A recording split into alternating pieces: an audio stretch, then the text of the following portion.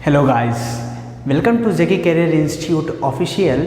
Guys, इससे पिछले के लेक्चर में हम लोगों ने इंट्रोडक्शन ऑफ ट्रिग्नोमेट्री चैप्टर के बेसिक्स के बारे में बात की थी। आज हम उससे आगे के बारे में बात करेंगे। वहाँ पे हम लोगों ने बेसिक्स जो भी थे इस चैप्टर से रिलेटेड उन सभी को हम लोगों ने क्लियर कर लिया था। अगर आपने उस वीडियोस को नहीं देखी है तो आप पहले जा करके उस वीडियोस को देख लीजिए, जिससे कि आपके हर एक डाउट्स क्लियर हो जाएं।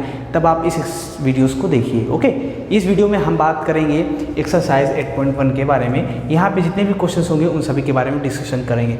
आज के इस लेक्चर में हम लोग सारे क्वेश्चंस नहीं देखेंगे, हम कुछ क्वेश्चंस ही देखेंगे, बट लाइन से देखेंगे। और जो नेक्स्ट वीडियोस डालेंगे उसमें हम और भी क्वेश्चंस के बारे में डिस्कशन करेंगे। ठीक है, तो गाइज हम स्टार्ट करते हैं क्वेश्चन नंबर 1 से। ओके, चलिए देखिए। क्वेश्चन नंबर 1 है, in triangle ABC right angle at B, AB equal to 24 centimetre, BC equal to 7 centimetre, determine sine A cos A sin C cos C। ठीक है, हमें क्या करना है, एक ट्रायंगल ABC लेना है, वो भी कैसा लेना है जिसमें राइट एंगल हो एट B, यानी किसका मतलब क्या, हमें एक राइट एंगल ट्रायंगल लेना है। बात समझ आ गई आपको? ओके, सबसे पहले हम क्या लेंगे, एक राइट एंगल ट्रायंगल लेंगे, उस ट्रायंगल को नाम देंगे ABC। सबसे पहले हम लेट कर लेते हैं राइट एंगल ट्रायंगल क्या है, ABC। ये रहा हमारा 90 डिग्री, क्योंकि हमसे बोला गया है कि एट B हमारा क्या होगा, राइट एंगल होगा। ओके, फिर नेक्स्ट क्या बोला गया, हमारे पास BC इक्वल टू 7 सेंटीमीटर है। BC कितना है, 7 सेंटीमीटर है, और उसके बाद AB 24 सेंटीमीटर गिवन है हमें। ठीक है, इतनी चीज़ें करने के बाद अब हम क्या करते हैं, इस ट्रायंगल में एक बात याद रख लेते हैं कि यहाँ पर हम कौन से पार्ट ले रहे हैं, फर्स्ट सेकंड। अगर हम फर्स्ट पार्ट लेते हैं, फर्स्ट पार्ट में देखिए हम साइन ए कॉस ए की बात करें। साइन ए कॉस ए मतलब क्या, हम कौन सा एंगल कंसीडर कर रहे हैं, कौन सा एक्यूट एंगल कंसीडर कर रहे हैं, एंगल ए। जब हम एंगल ए कंसीडर कर रहे हैं तब के लिए ये लगाएंगे। ठीक, हम एंगल ए कंसीडर कर रहे हैं। जब एंगल ए हम कंसीडर करेंगे तो इस एंगल ए के लिए हमारे पास परपेंडिकुलर क्या होगा, ये साइड होगी, ये क्या होगी हमारी परपेंडिकुलर हो जाएगी। उसके बाद जब हम ये परपेंडिकुलर हो जाएगा तो ये क्या हो जाएगा, बेस, और ये हाइपोटेन्यूस। ओके, तो ध्यान रखिएगा हमेशा कि जो एंगल आप कंसीडर करेंगे उस एंगल के सामने वाली जो साइड होगी वो आपकी परपेंडिकुलर होगी, और दूसरी जो परपेंडिकुलर साइड होगी वो आपकी बेस हो जाएगी, और जो सबसे लार्जर साइड होगी वो आपकी हाइपोटेन्यूस होगी। इतनी बात समझते हैं आप? ओके, अब देखिए हमने सब कुछ कर लिया। अब हमें क्या करना है, हमें साइन ए कॉस ए की वैल्यू चाहिए। तो आप सभी ने अगर मेरा पिछला लेक्चर देखा है तो वहाँ पर मैंने आपको बताया है, क्या बताया है कि साइन ए कॉस ए क्या हमारे ट्रिग्नोमेट्रिक रेशियोज है। वहाँ पर रिलेशन हम लोगों ने पढ़ा था। रिलेशन क्या पढ़ा था, रिलेशन हम लोगों ने ये देखा था कि साइन ए इक्वल टू होता है परपेंडिकुलर अपॉन में हाइपोटेन्यूस, और कॉस ए यानी कॉस ए क्या हो जाएगा, बेस अपॉन में हाइपोटेन्यूस। ये हम लोगों ने वहाँ पर देखा था। तो इसके लिए अगर मुझे साइन ए कॉस ए की वैल्यू चाहिए तो मुझे क्या चाहिए, परपेंडिकुलर अपॉन हाइपोटेन्यूस, यानी परपेंडिकुलर की वैल्यू चाहिए और हाइपोटेन्यूस की चाहिए, बेस की चाहिए और हाइपोटेन्यूस की चाहिए। तो मुझे परपेंडिकुलर और हाइपोटेन्यूस क्या है पता है, लेकिन हमें हाइपोटेन्यूस परपेंडिकुलर और बेस पता है बट हाइपोटेन्यूस नहीं पता है। तो अगर मुझे हाइपोटेन्यूस चाहिए तो हाइपोटेन्यूस के लिए हम क्या करेंगे, पाइथागोरस थ्योरम अप्लाई करेंगे। क्यों? क्योंकि पाइथागोरस थ्योरम जो होती है वो सिर्फ राइट एंगल ट्रायंगल पे अप्लाई होती है। तो हम उसकी हेल्प से अपनी थर्ड साइड यानी हाइपोटेन्यूस साइड को क्या कर सकते हैं, फाइंड कर सकते हैं। क्योंकि वहाँ पे हम लोगों ने पाइथागोरस थ्योरम में क्या पढ़ा, पाइथागोरस थ्योरम में हम लोगों ने ये पढ़ा है कि पाइथागोरस थ्योरम में ये देखा है कि जो हाइपोटेन्यूस साइड होती है, जो सबसे लार्जर साइड होती है, उस साइड्स का स्क्वायर जो होता है अदर टू साइड्स के सम के स्क्वायर के बराबर होता है। इसका मतलब क्या है कि हम बोलेंगे हाइपोटेन्यूस का स्क्वायर इक्वल टू में बेस का स्क्वायर प्लस परपेंडिकुलर का स्क्वायर। तो यहाँ पे हाइपोटेन्यूस क्या है आपके पास, AC है, तो AC का स्क्वायर इक्वल टू में बेस मतलब AB का स्क्वायर प्लस परपेंडिकुलर मतलब कि BC का स्क्वायर। इतनी बात समझ आती है आपको? ठीक है, अब देखिए अब क्या करना है, AC की वैल्यू हमें फाइंड करनी है। तो AC एज इट इज रहने देंगे हम। AB मतलब क्या हमें गिवन है 24, तो यहाँ 24 का स्क्वायर हो जाएगा। BC हमें गिवन है 7, तो यहाँ 7 का स्क्वायर हो जाएगा। 24 होता है स्क्वायर 576, 7 का होता है 49, तो यहाँ से आपको मिल जाएगा 625। ठीक है, ये हो गया आपके पास AC, ये हो गया आपके पास AC स्क्वायर की वैल्यू। जैसे ही हम यहाँ से स्क्वायर हटाते हैं तो यहाँ पर पावर आती है 1/2। जब यहाँ पे पावर क्या थी, मल्टीप्लाई में थी, 1 से क्या थी, मल्टीप्लाई में थी। जब ये मल्टीप्लाई में थी यहाँ पर तो उधर जाकर क्या होगी, डिवाइड हो जाएगी। ये बात ध्यान रखेंगे। ठीक है, क्या होता है यहाँ से स्क्वायर हटता है तो सर पावर आती है, बोलते हैं हम क्या, जब यहाँ से स्क्वायर हटेगा तो इस पर रूट आएगा।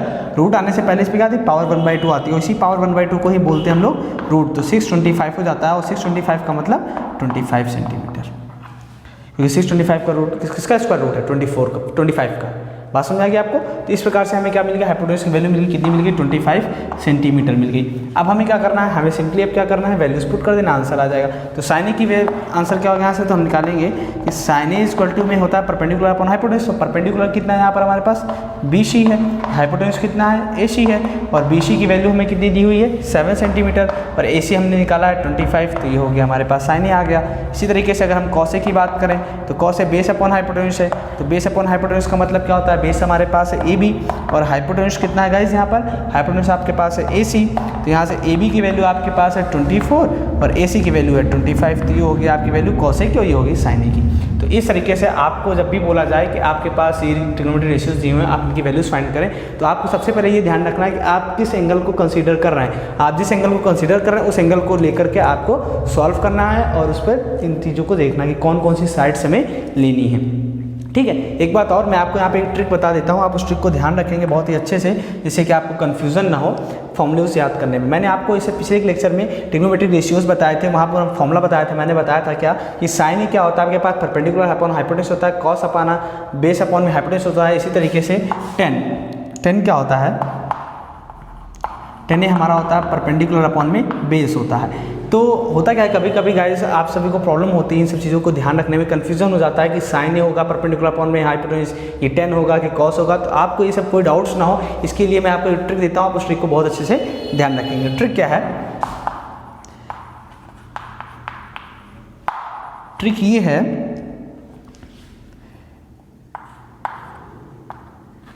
परपेंडिकुलर अपॉन में हाइपोटेन्यूज, पाकिस्तान भूखा प्यासा, हिंदुस्तान हरा भरा। मस्त है ना, पाकिस्तान भूखा प्यासा, हिंदुस्तान हरा भरा।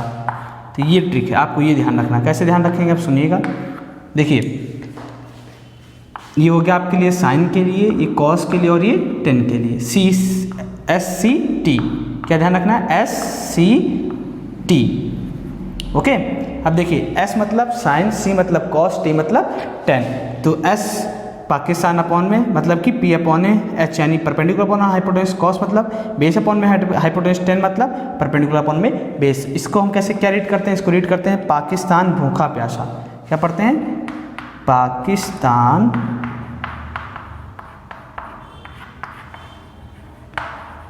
भूखा प्यासा, और अपॉन में क्या हो जाएगा, हिंदुस्तान हरा भरा। क्या हो जाएगा, हिंदुस्तान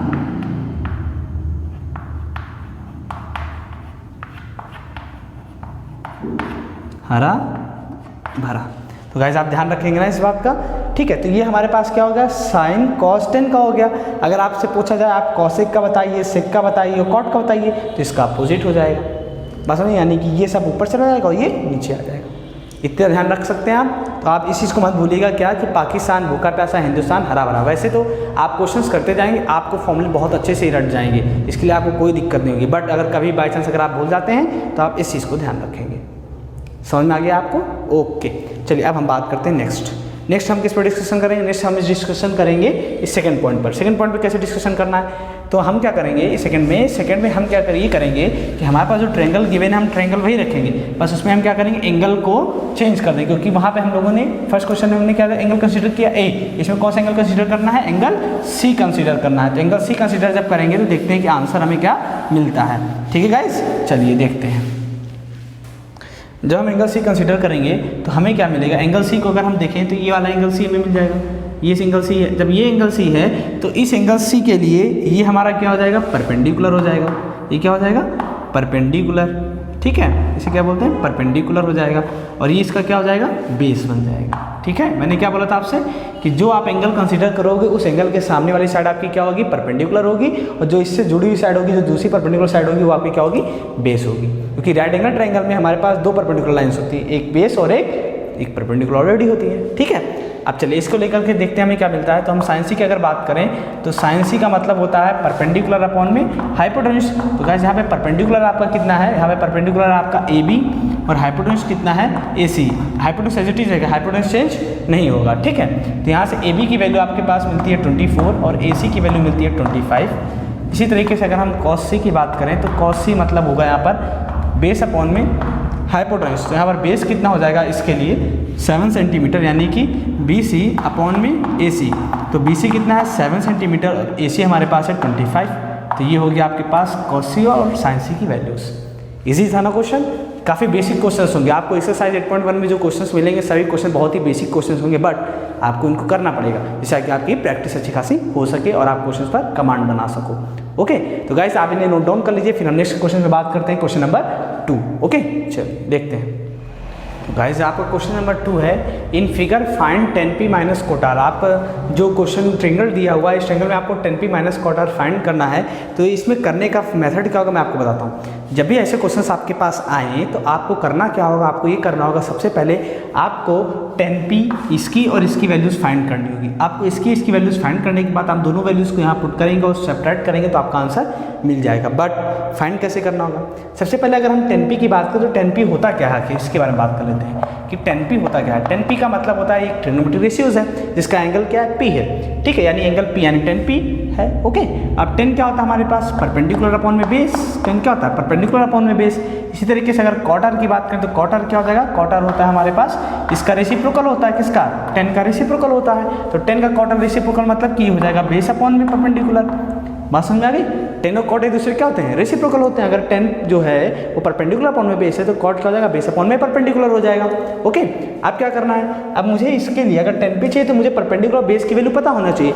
अगर मुझे क्या चाहिए क्वार्टर चाहिए तो इसके लिए बेस और परपेंडिकुलर की वैल्यू पता होनी चाहिए। तो यहाँ पे देखिए बेस अगर मैं ये वाला एंगल कंसीडर करता हूँ एंगल P अगर कंसीडर करूंगा तो 10p निकालूंगा, फिर उसी तरीके से एंगल R कंसीडर करूंगा तो क्वार्टर मिलेगा। तो एंगल P अगर हम कंसीडर करते हैं तो इसके लिए ये क्या होगा परपेंडिकुलर हो जाएगा, ये क्या होगा परपेंडिकुलर होगा, ये तो हाइपोटेन्यूज होगा ही होगा, इसके लिए हमें कोई जरूरत ही नहीं है, तो कंफर्म है, ठीक है। और ये इसका क्या हो जाएगा बेस। तो अगर ये परपेंडिकुलर है, ये बेस है, ये हाइपोटेन्यूज है, तो यहाँ से 10p की वैल्यू क्या निकलेगी हमारे पास, यहाँ से आपको 10p की वैल्यू मिलेगी बेस सॉरी परपेंडिकुलर, यानी कि एक सेकंड यहाँ लिखते हैं। तो यहाँ से परपेंडिकुलर आपके पास क्या हो गया, परपेंडिकुलर हो गया QR अपॉन में बेस कितना हो गया, बेस हो गया आपके पास PQ, यहाँ से 10p। तो इसके लिए मुझे क्या चाहिए QP नहीं पता हमें, सॉरी QR हमें नहीं पता है, हमें PQ पता है। तो हमें क्या चाहिए अब QR चाहिए। जैसा कि मैंने आपको बताया जब भी राइट एंगल ट्रायंगल की बात होती है आपको अगर दो साइड्स पता है और थर्ड साइड चाहिए आपको तो आप पाइथागोरस थ्योरम अप्लाई करेंगे। पाइथागोरस थ्योरम क्या कहती है, लार्जर साइड्स का स्क्वायर इज इक्वल टू में सम ऑफ टू अदर साइड्स। तो लार्जर साइड्स क्या हमारे पास यहाँ पर PR है, तो यहाँ से PR का square is equal to sum of two other sides, यानी QR का स्क्वायर और प्लस PQ का स्क्वायर हो जाएगा। जब हमने ऐसा कर दिया तो हमें क्या करनी है, वैल्यूज फाइंड करनी है। किसकी वैल्यू फाइंड करनी है, QR की। तो ये QR यहाँ रखेंगे, इसको इधर ट्रांसफर कर देंगे, तो यहाँ से हो जाएगा PR का स्क्वायर माइनस का PQ का स्क्वायर इज इक्वल टू में QR का होल ऑफ स्क्वायर हो जाएगा। अब PR की वैल्यू यहाँ पर कितनी है हमारे पास गाइस 13 है, तो हो जाएगा 13 का स्क्वायर माइनस PQ की वैल्यू कितनी है 12, तो यहाँ हो जाएगा 12 का स्क्वायर इज इक्वल टू में QR का स्क्वायर। ठीक है, अब इसको सॉल्व कर लेते हैं। ये होता है 169, ये होता है 144 इक्वल टू में QR का होल ऑफ स्क्वायर हो जाएगा। अब 169 माइनस जब 144 करेंगे तो यहाँ पे आपके पास मिलेगा 9 से 4 के 5 25, ये होगा QR का स्क्वायर। तो यहाँ से हम क्या निकालेंगे, QR की वैल्यू निकालेंगे। तो यहाँ से QR की जब वैल्यू निकालेंगे तो स्क्वायर यहाँ से हटेगा तो इस पर क्या आएगा रूट आएगा।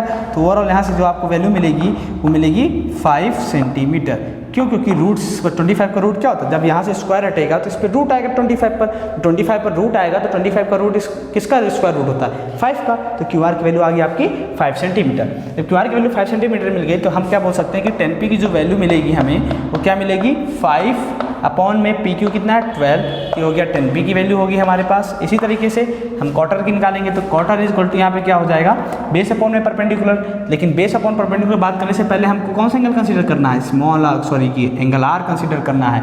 आप सभी यही मिस्टेक्स करते हैं, हम क्या करते हैं एक ही एंगल पे निकाल देते हैं और क्वेश्चन हमारा गलत हो जाता है। लेकिन ध्यान क्या रखना है आपको, यहाँ पे एंगल कौन सा कंसीडर करना है R। तो जब आप R एंगल कंसीडर करोगे तो ये आपका क्या बन जाएगा परपेंडिकुलर बन जाएगा, ये आपका बन जाएगा बेस और हाइपोटेन्यूज एज इट इज रहेगा। इतनी बात ध्यान रहेगी, ठीक है। तो जब ये परपेंडिकुलर बन गया तो यहाँ पे बेस कितना है हमारे पास, बेस QR है, तो यहाँ पे लिखेंगे QR अपॉन में परपेंडिकुलर क्या है इसके लिए PQ है। तो वैल्यूज पुट करते हैं, QR की जो वैल्यू है हमारे पास कितनी आई है 5 सेंटीमीटर आई है और PQ की वैल्यू कितनी है हमारे पास 12 है। तो ये हो गया क्वार्टर। अब हमें क्या फाइंड करना था 10p माइनस क्वार्टर। तो यहाँ से हम क्या निकालेंगे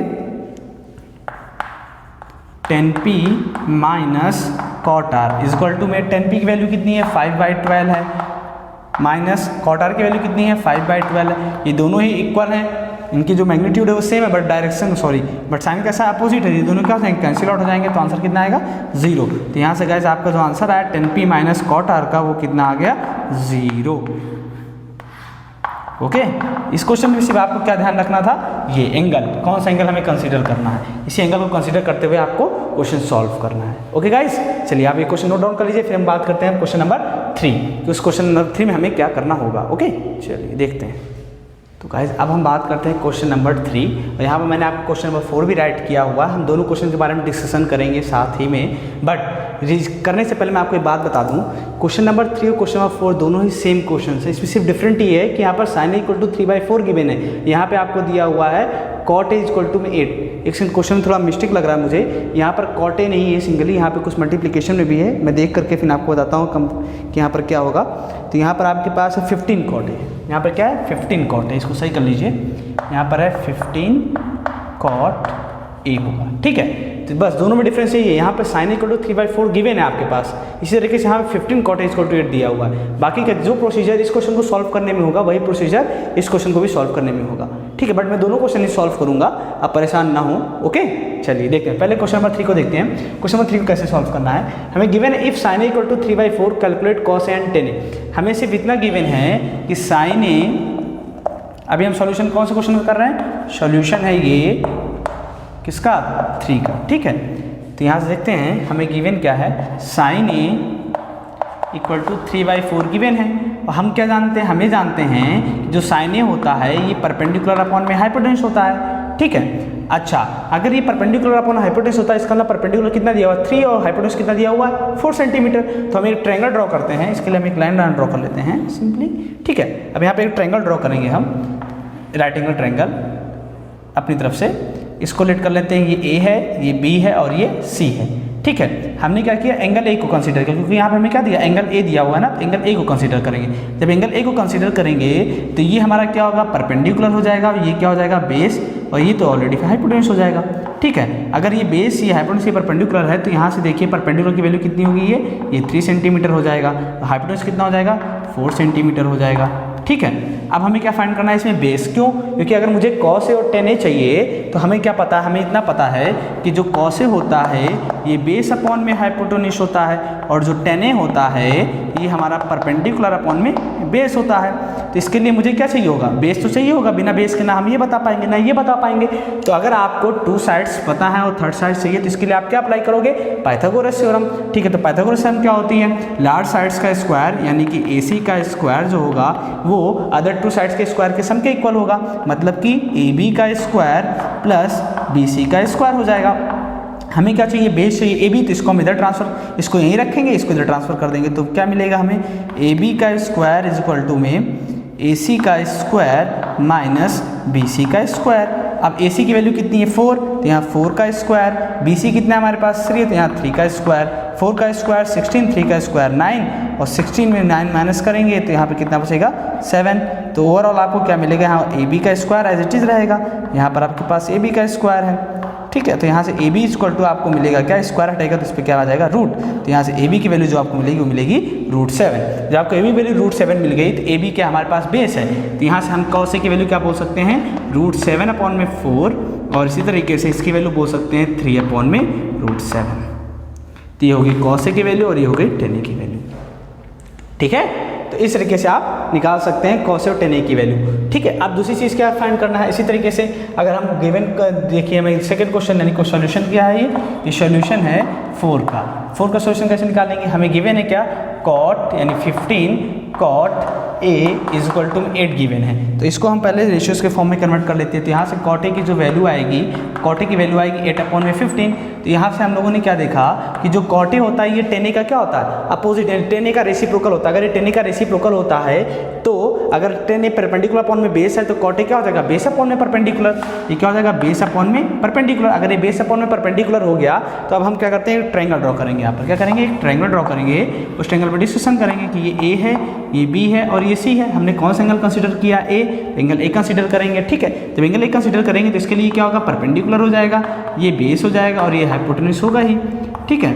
अब बात करते हैं, अब क्या बात करेंगे ये कि जो हमारे पास 8 है ये इसका क्या है, बेस है। 8 सेंटीमीटर क्या होगा, बेस होगा, और 15 क्या होगा, इसका परपेंडिकुलर होगा। तो हमें क्या चाहिए, हाइपोटेन्यूज चाहिए। अगर हमें अब हाइपोटेन्यूज चाहिए तो हाइपोटेन्यूज के लिए हम क्या बोलेंगे, यहाँ पर ये बोलेंगे कि एक साइड्स हमें नहीं पता, बाकी 2 साइड्स पता, तो पाइथागोरस थ्योरम अप्लाई कर देंगे सिंपली। तो यहाँ से क्या मिलेगा, AC का स्क्वायर इज इक्वल टू में AB का स्क्वायर प्लस BC का स्क्वायर, सेम लार्जर साइड्स का स्क्वायर इज इक्वल टू में अदर 2 साइड्स के सम का स्क्वायर का सम, ठीक है। तो यहाँ से हमें AB क्या है, 8 का स्क्वायर यानी 8 का स्क्वायर हो जाएगा।